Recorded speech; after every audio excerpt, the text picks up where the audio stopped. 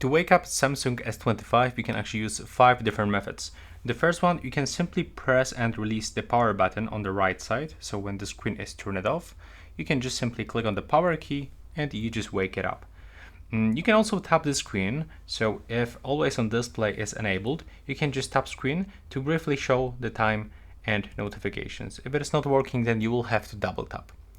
You can also use a fingerprint or face unlock. So as you can see now, when you set up fingerprint, you can just click and hold it. And if your fingerprint match, then you will be able to actually wake up your screen. And you can also use the next method, the double tap to wake. So you will have to go into settings on your phone. You will start probably from this screen.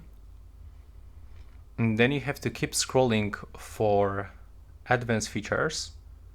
Go into motions and gestures and enable double tap to turn on or off screen and take a look.